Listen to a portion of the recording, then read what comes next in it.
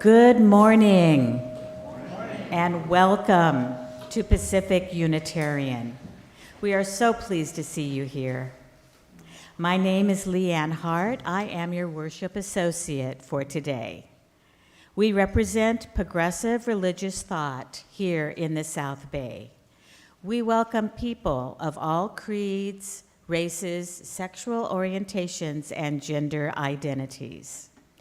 If you are visiting today, we have child care for preschoolers and religious education for school-age kids. Religious education begins right after the story for all ages. Today, we have a special naming ceremony in place of the story. We invite you to join us for brunch on the patio. A few announcements. Remember, our auction is Saturday, June 24th at 5 p.m. This Sunday, today, is the last Sunday for accepting auction items for the brochure. If you would still like to get in after today, you can contact Barbara Paulson or Pam Harris by Friday and have your donation included in the brochure. Thank you to everyone who has already donated. Remember, Camp de Benneville Pines, our weekend up at the Pines is June 9th through 11th. See Andy or Janet Kistner for information regarding going to camp. Our new members meeting is today after lunch in the Voyagers room. And for any further announcements that you're wondering about, see our newsletter and our website. Now is the time for our chalice lighting. These words by Eric Heller Wagner. Blessed is the fire that burns deep in the soul. It is the flame of the human spirit touched by the mystery of life. It is the fire of reason, the fire of compassion, of community, of justice, and faith. It is the fire of love burning deep in the human heart, the divine glow in every life.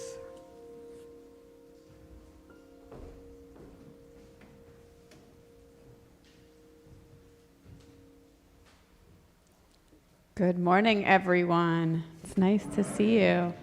My name's Chloe Briede. I'm the interim minister here at Pacific Unitarian Church. I'm going to add another announcement to our docket here. We will be having a tile dedication after the service next week, a special ceremony right after the service to honor those who've died this year with their memorial tiles on our back wall here on the patio. So you're invited to join us for that after service next week. This morning I open with words from the Reverend Sarah Lindsay.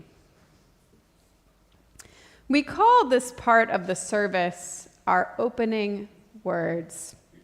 You'll see that phrase if you look at your order of service. I suspect you read it as I have always have, to mean words that begin. Here we use opening to signify a beginning. These words will open, will begin. This time we will share.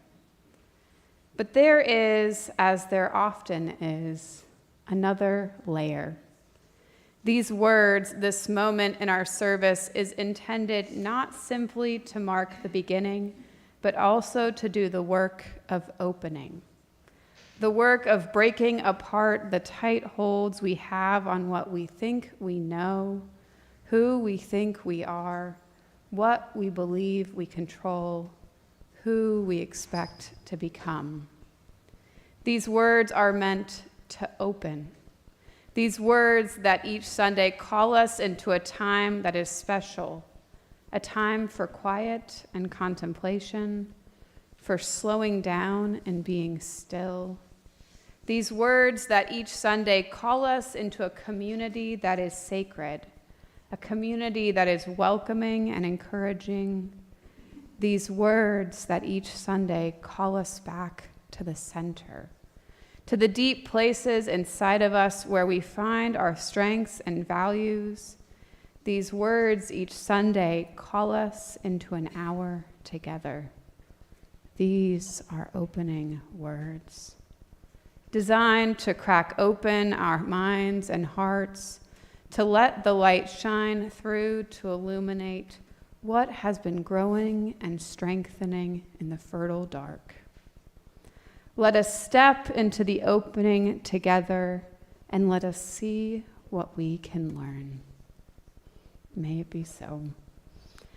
Our opening hymn this morning is number 389, Gathered Here. And I think it looks like the choir is going to be helping us a bit. Thank you, choir.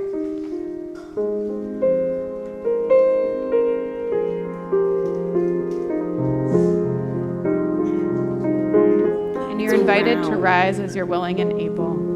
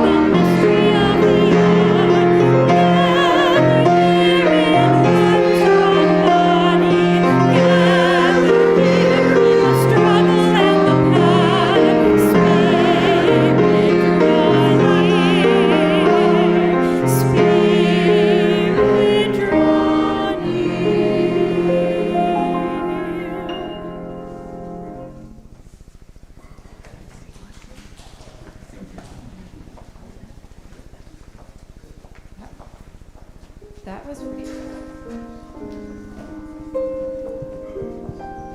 That was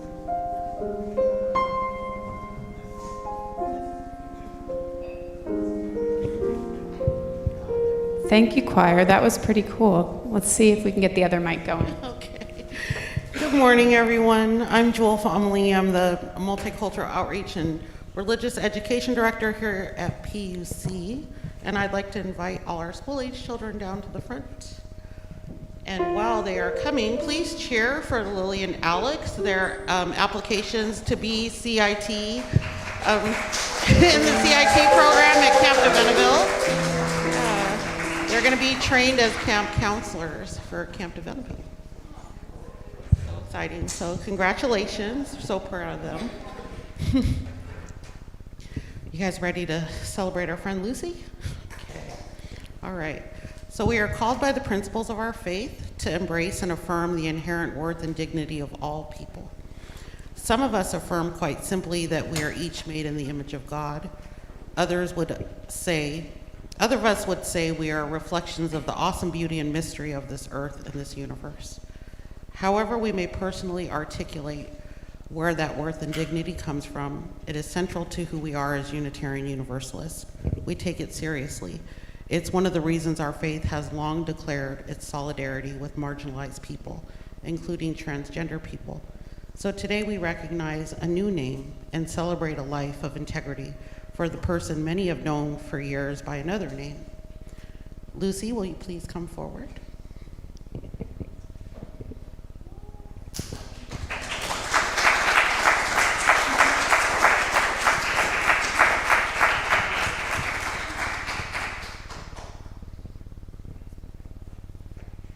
Today, we are part of creating the sacred space that allows Lucy to live her new identity fully in our community. Lucy, we know this has been a long journey for you.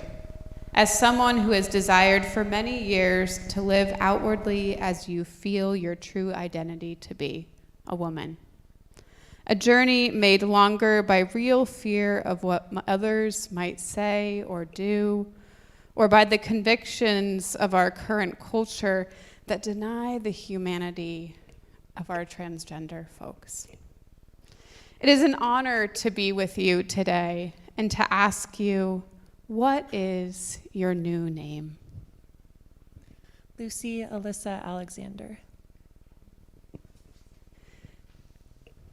Lucy Alyssa Alexander. This name now symbolizes all that you truly are and are becoming. I see you and recognize you as Lucy Alyssa Alexander.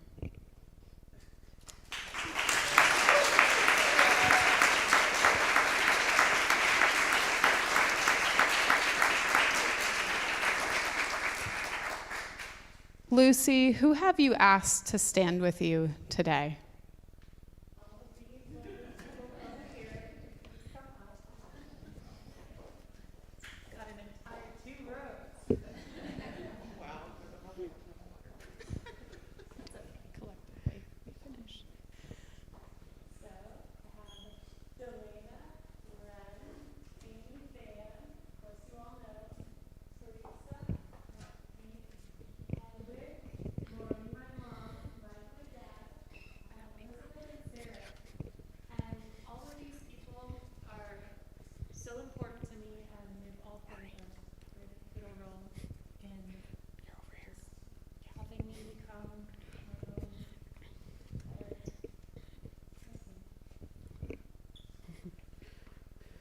Okay.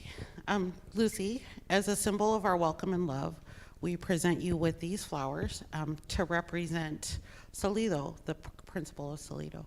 So in Latin, one of the translations of the word Solido means to make whole and also to heal.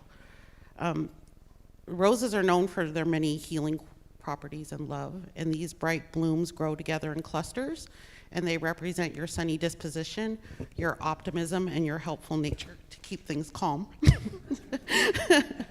And also, as a symbol of our combined support for your growth, we offer this small amount of water that was collected during our water communion service, and it contains waters brought to us from places that have special significance to all of our members. And it's symbolic of our faith, our shared faith coming together from many different sources. So please take the waters of this community, Maureen, and add it to our Solido as a symbol of our commitment to nurture Lucy's continued growth.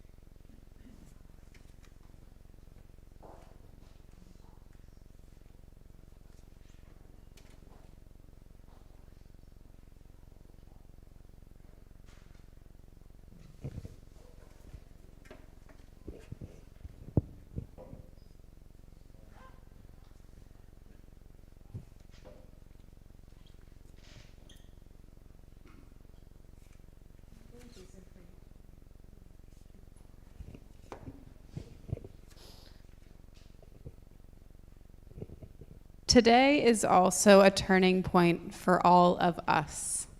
Although some may have known and loved this person by another name, we now have the opportunity to know and love Lucy.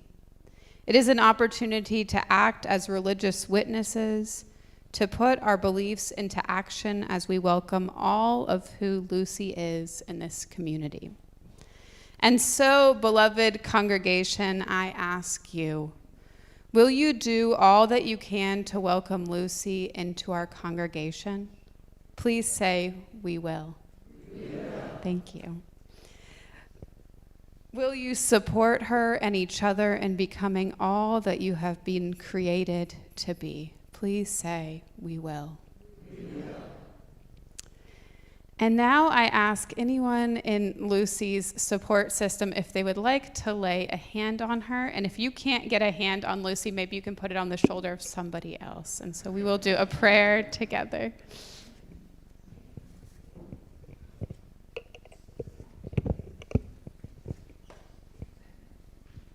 Thank you. I'm going to get your mom here.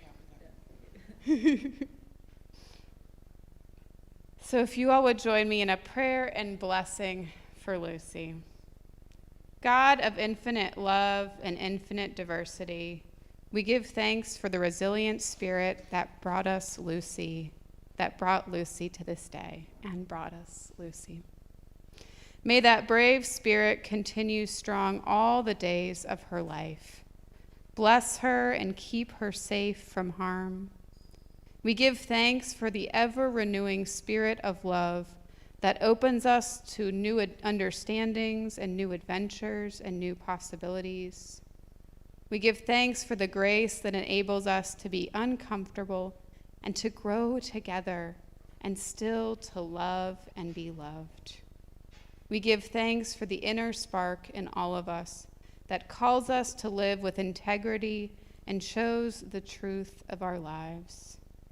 May we continue to help foster this spark within those around us and in Lucy, acting as a safe space where others can be themselves too.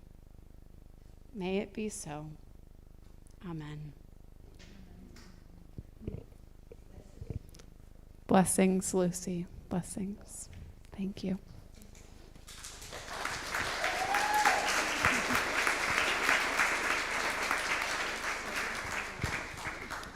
And now we have a song of reflection, Human by Christina Perry. I want to say thank you with all my heart to both Severin and Shayna for working so hard on this song that means a lot to me. I really appreciate you both. You also mean a lot to me. I chose this song because it lets me reflect on how I'm letting go of outside pressures that once kept me down, living as someone I'm not and suffering for it. And also to reflect on the meaningfulness of support from others, that we all have our unique struggles, and while they differ so wildly and many can even be stigmatized by some, we all share this same connection, that we're all only human.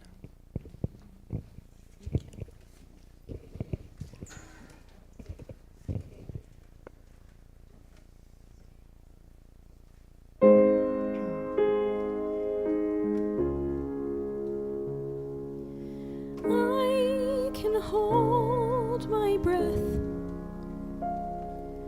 I can bite my tongue. I can stay awake for days if that's what you want. Be your number one. I can fake a smile. I can force a laugh. I can dance and play the part if that's what you ask. Give you all I am. I can do it. I can do it. I can do it. But I'm only human. And I bleed when I fall down. I'm only human.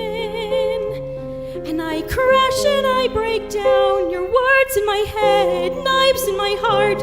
You build me up and then I fall apart. 'Cause I'm only human.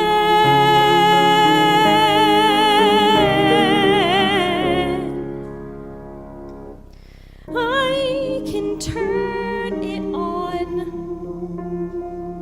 Be a good machine. I can hold the weight of worlds if that's what you need. Be your everything.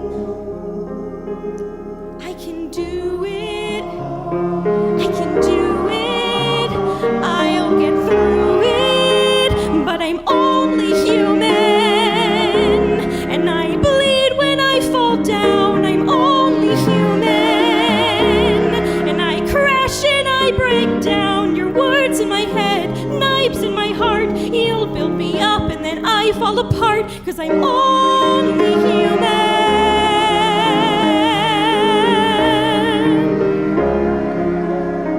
I'm only human. I'm only human. I'm just a little human.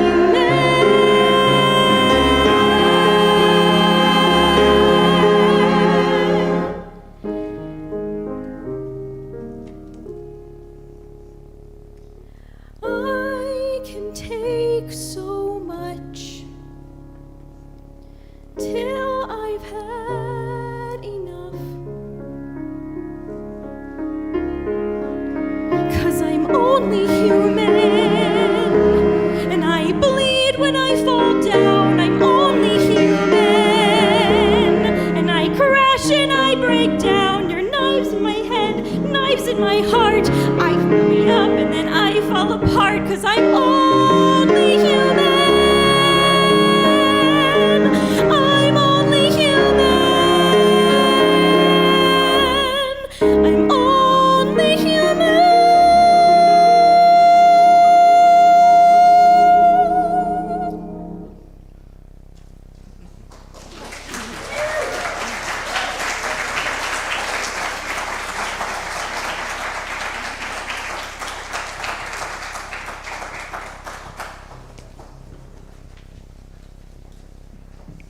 That was gorgeous. That was amazing. Thank you guys so much. Thank you.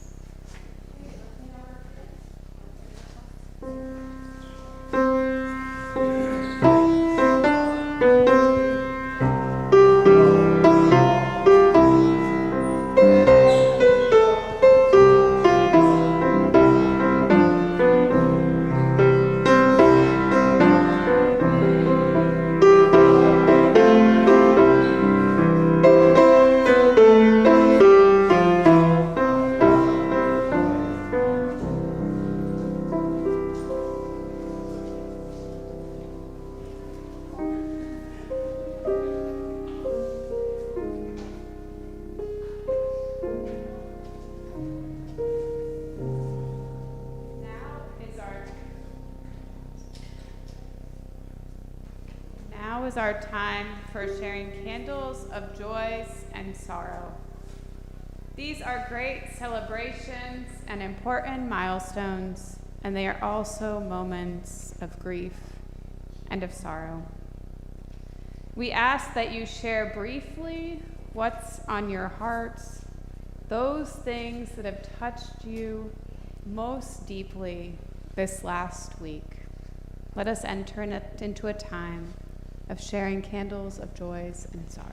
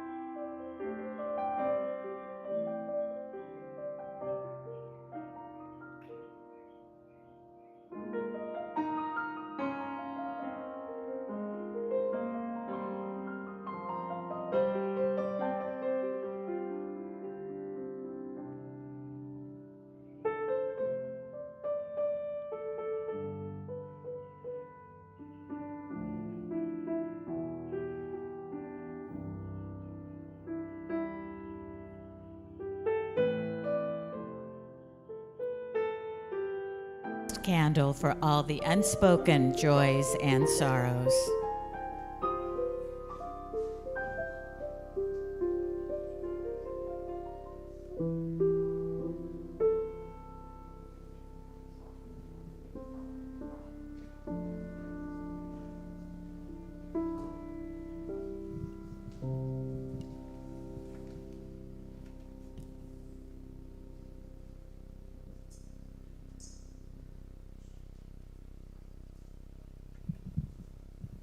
I'm going to invite you to close your eyes if you'd like, or lower your gaze.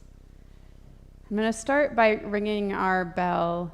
And a woman in my last congregation always told me, she came from Thich Nhat Hanh's tradition, that you wake the bell with a slight ring, and then you fully ring it.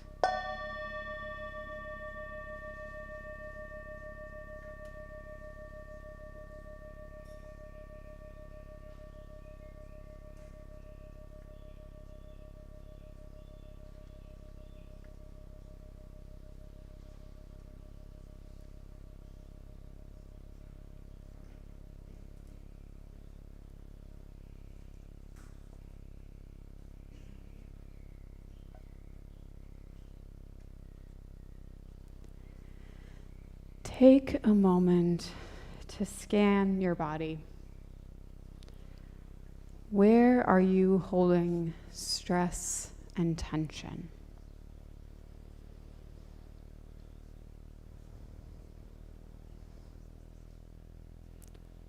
Try releasing it. Perhaps by breathing into that spot in your body.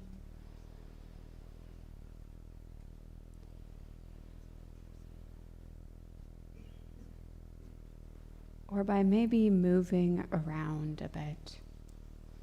You might try shrugging and unshrugging your shoulders, shrugging and unshrugging your shoulders.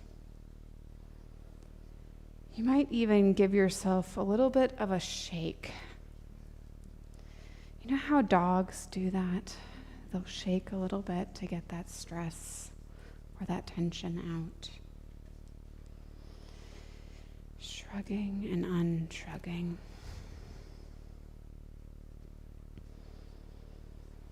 Breathing in and out. Doing that again. Breathing in and out.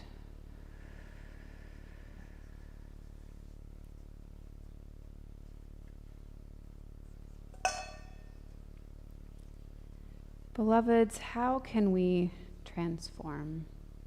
Transform from transactional to relational, from frenzied, busy, and stiff, to intentional, moving with purpose and ease, flowing, relaxed. We come to church to pause among the frenzy, to reconnect to the great flow of life, to come back into rhythm with Mother Earth, feeling her breath in and out, inside and around us, to reacquaint ourselves with our interconnectedness and our togetherness. As an interconnected community, we pause for a moment of prayer, lifting up those in our community, their great sorrows and great joys. Lifting up those in our community who need us right now. We pause in prayer as well for our city and for our world, lifting up hope that hurt will heal and love will prevail. Let us take a moment of silence in prayer.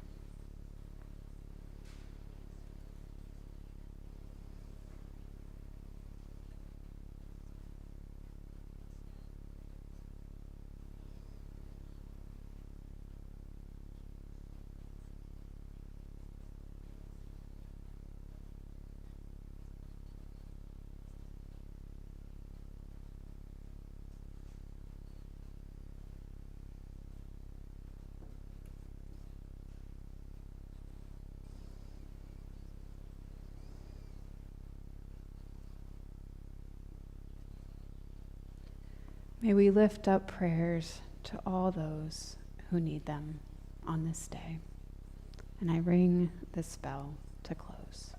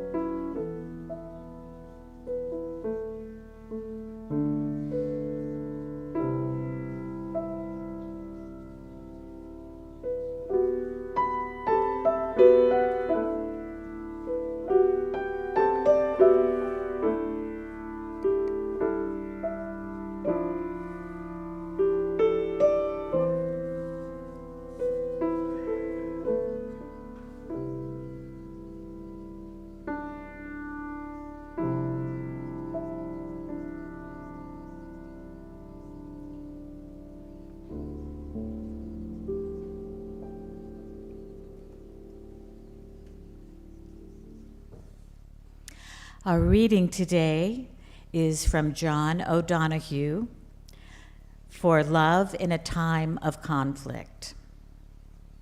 When the gentleness between you hardens and you fall out of belonging with each other, may the depth you have reached hold you still.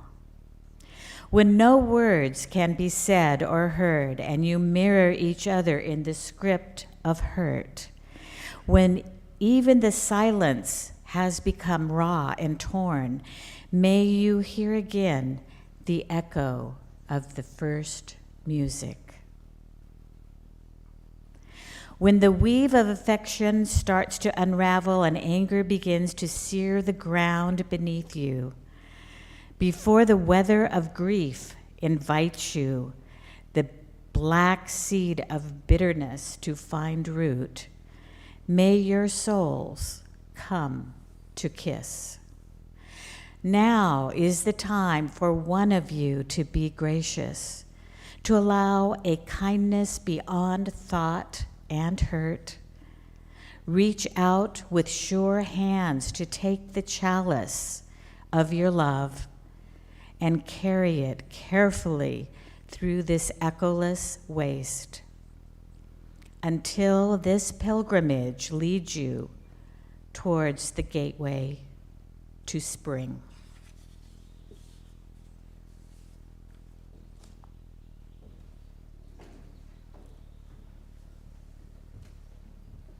And I invite you into singing our centering hymn, a meditation on breathing. If you don't want to deal with the melody, you can just sing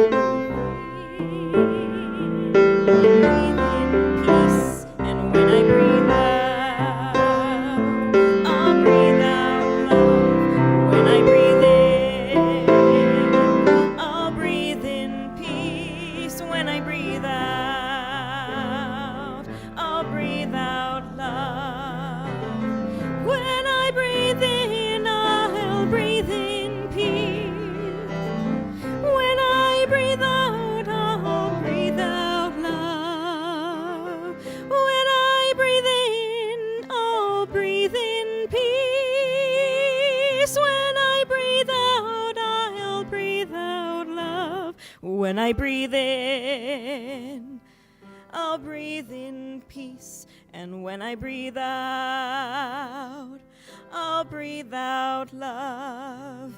Breathe in, breathe breathe out, breathe in, breathe out, breathe in, breathe out, breathe in, breathe out.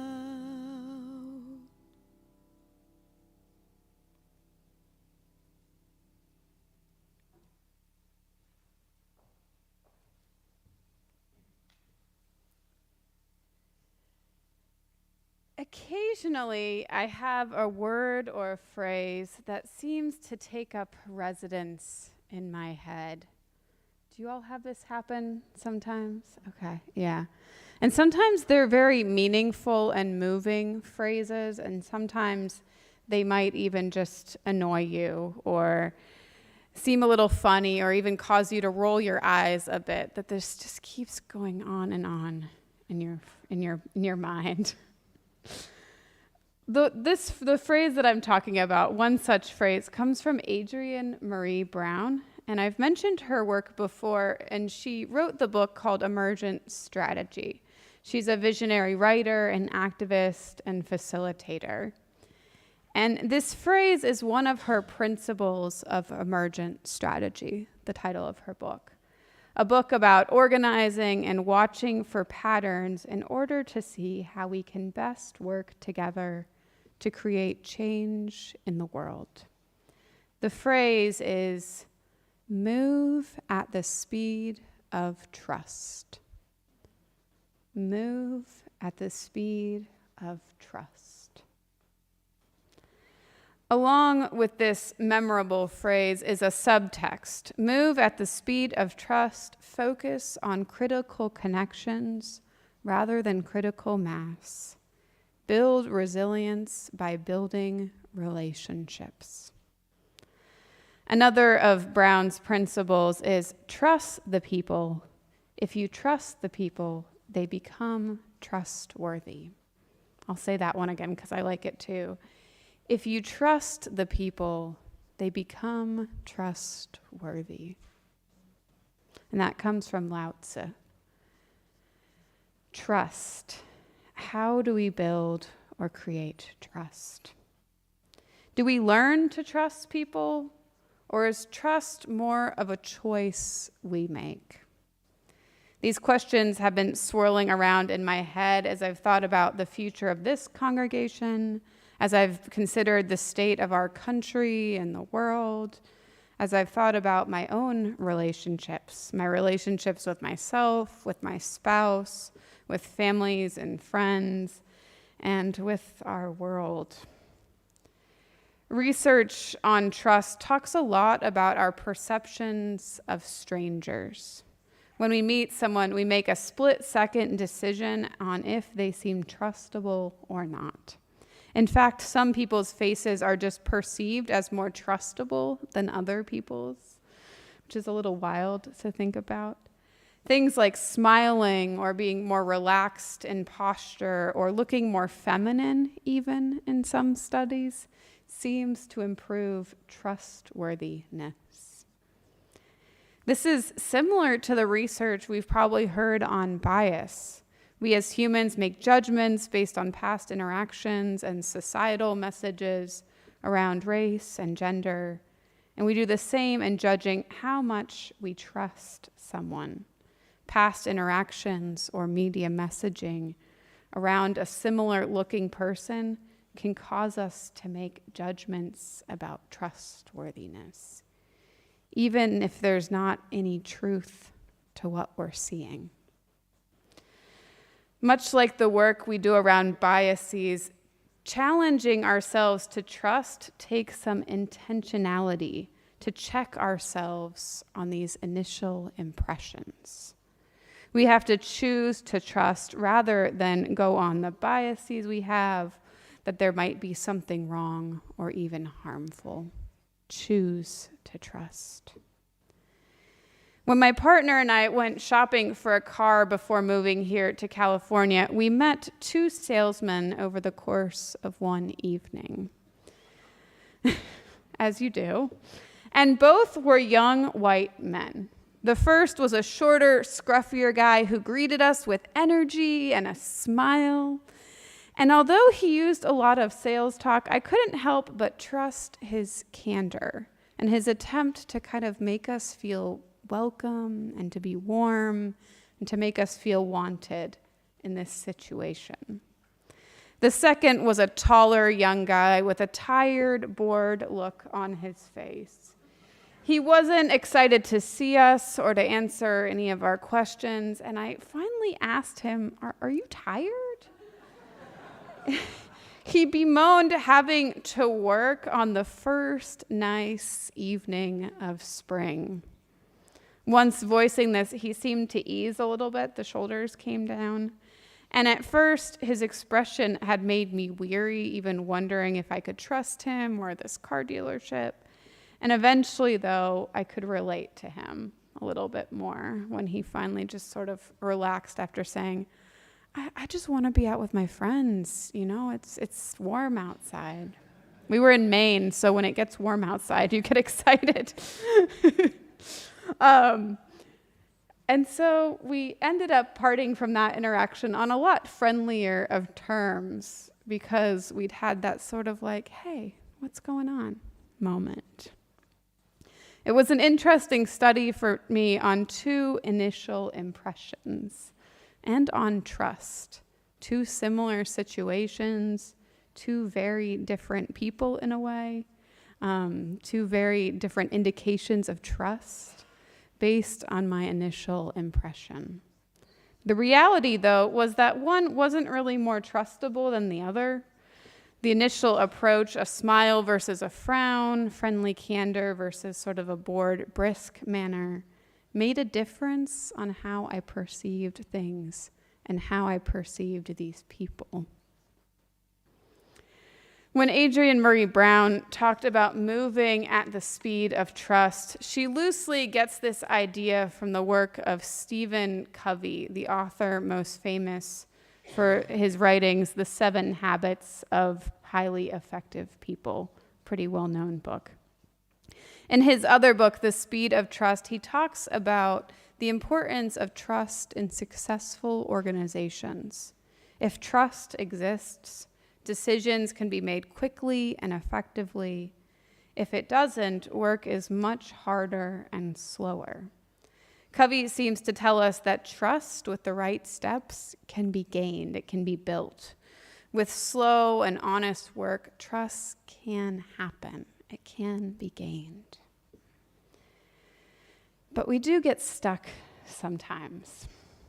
People break our trust, and it's hard to trust again. Sometimes trust will never be fully repaired. The transgression is sometimes too egregious. We also learn from the world around us that we shouldn't trust. In today's society, we see mistrust around issues like masking and vaccination, and even in our government institutions. In fact, mistrust in civil institutions is high right now, mistrust.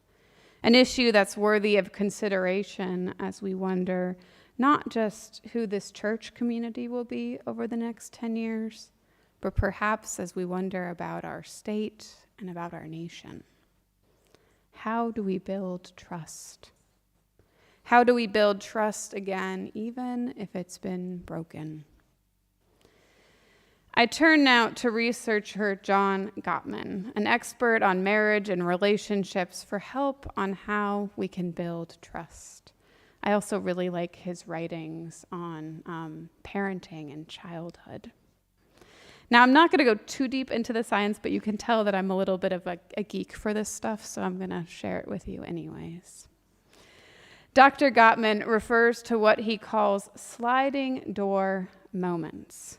They're moments when we have the option of connecting or turning away from someone. These moments, he says, are important.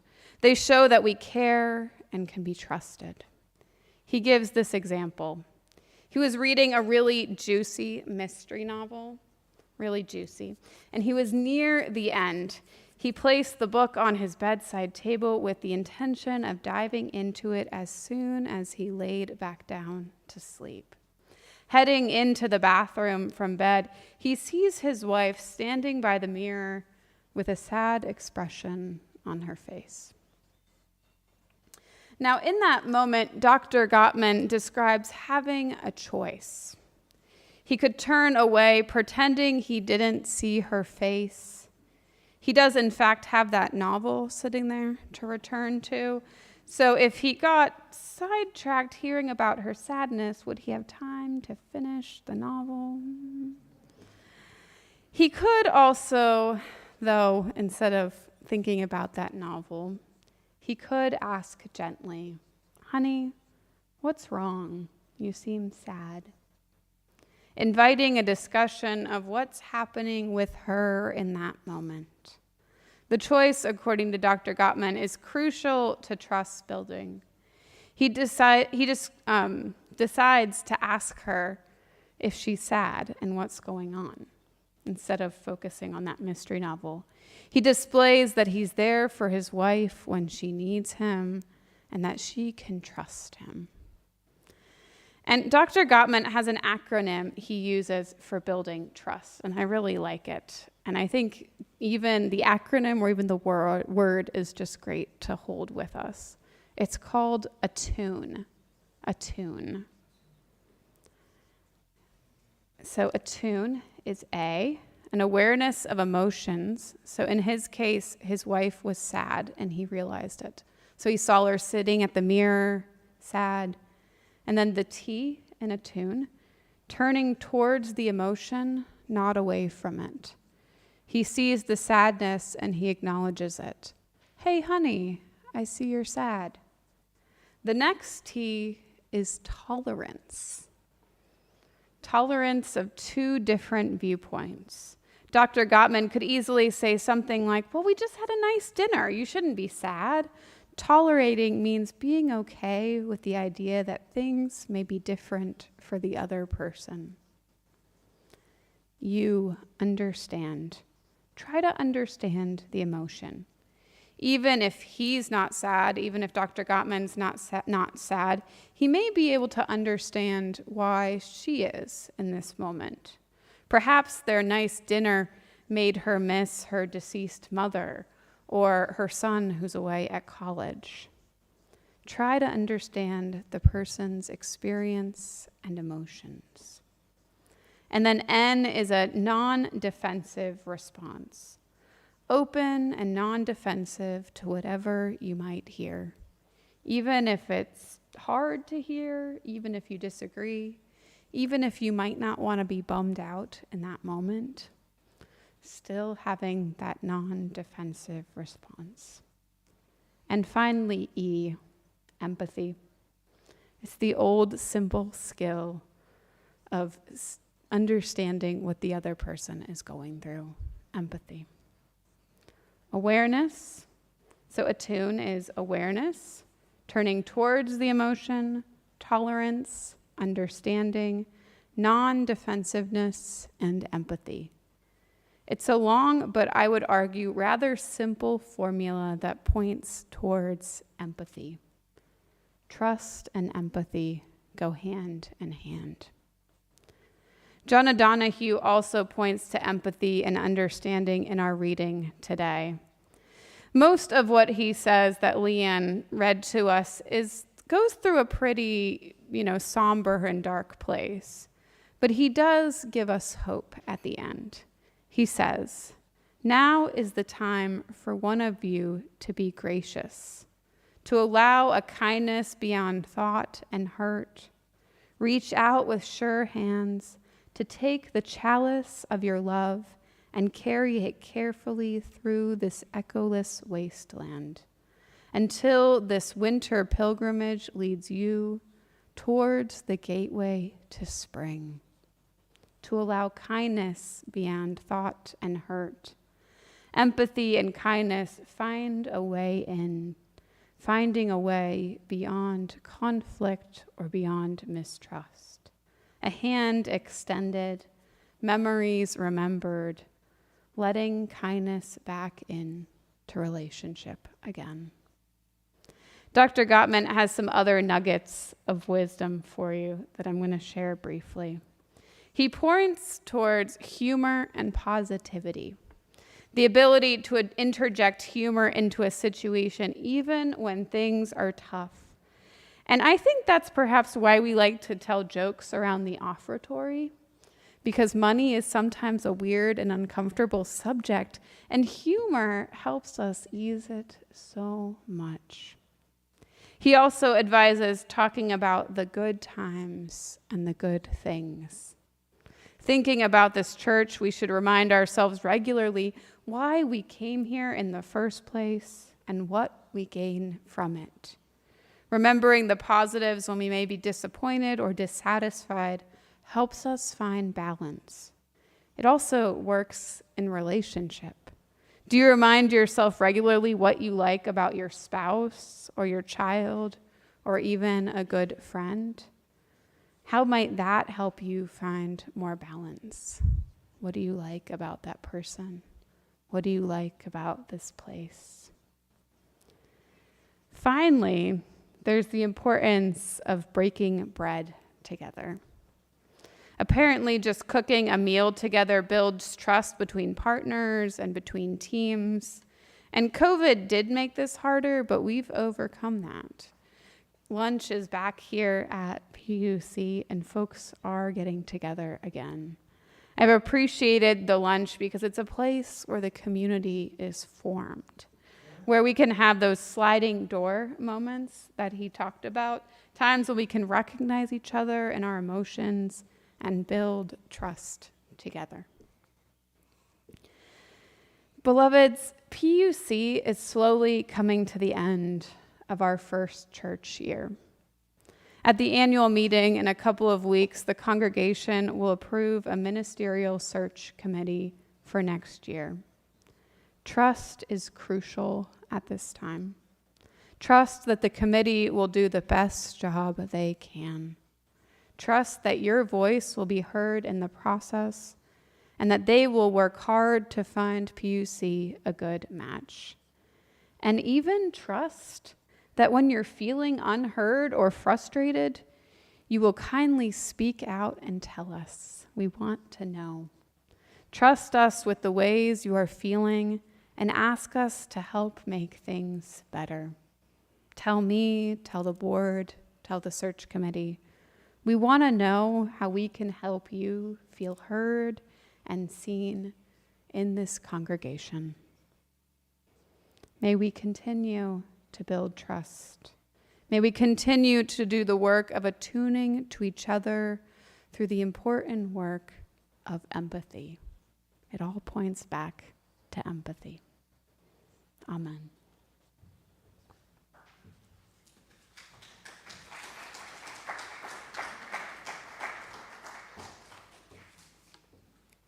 Thank you, Minister Chloe.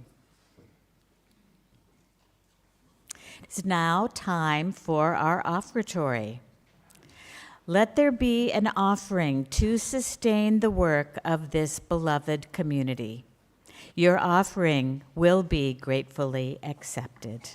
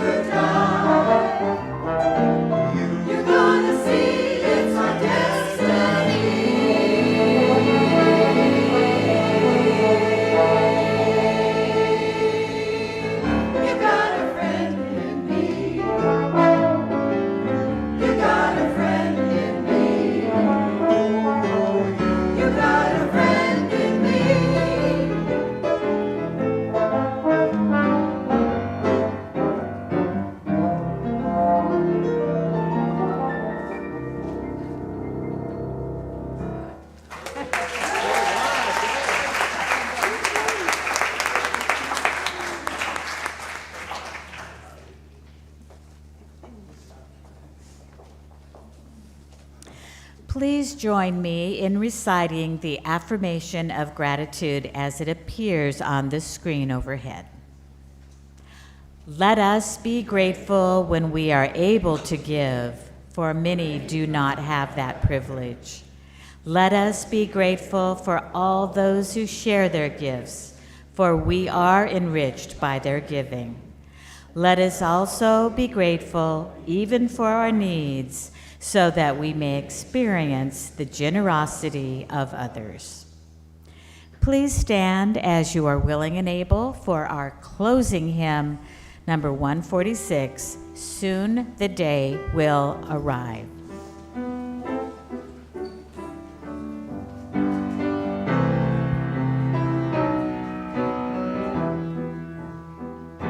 Soon the day will arrive when we will be together, and no longer will we live in fear. And the children will smile without wondering whether thunderclouds will appear. Wait and see what a world there can be if we care, if we share, you and me. Wait and see what a world there can be if we share, if we care, you and me. Some have dreams, some have died to make a bright tomorrow, and our vision remains in our hearts. Now the torch must be passed with new hope, not in sorrow, and a promise to make a new start. Wait and see what a world there can be if we share, if we care, you and me. Wait and see what a world there can be if we share, if we care, you and me.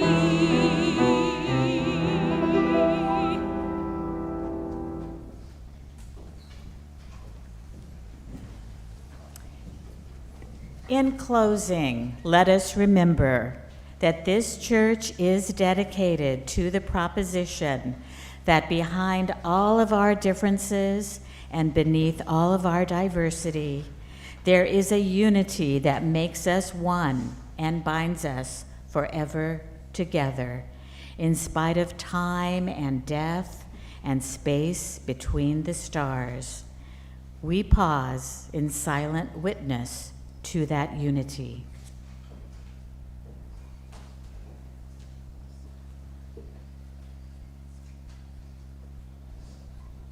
May the blessing of love be upon you. May love's peace abide with you.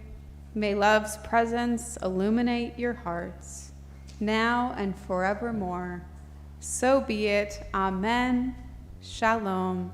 Salam. Namaste. And blessed be. And now our service truly begins.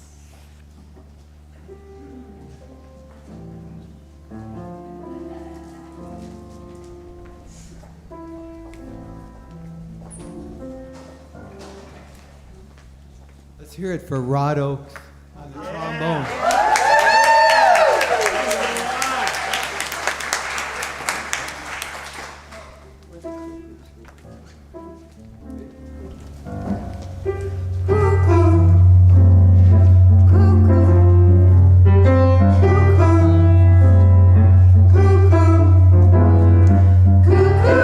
Singing his heart out, Robin raising the din.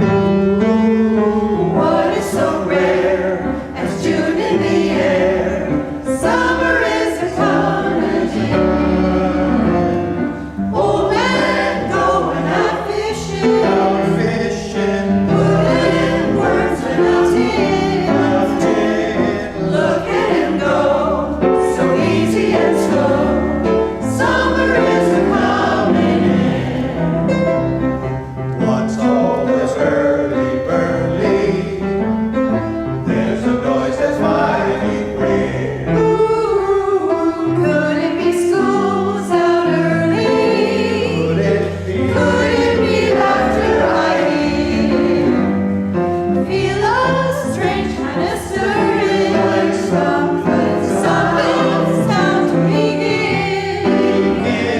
The world is dressed in a Sunday best. Summer is a coming in. Summer is coming in.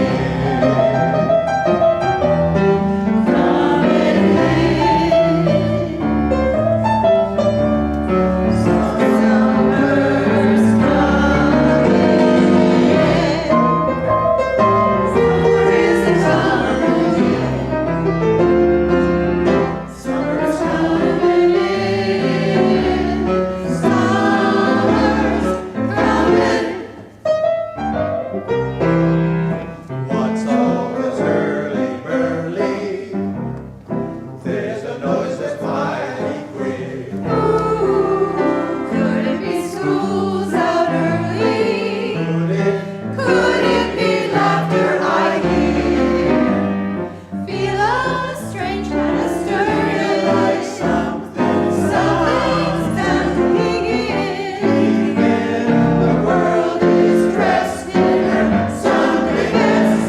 Summer is a coming. Winter is a bombing. Summer is a coming.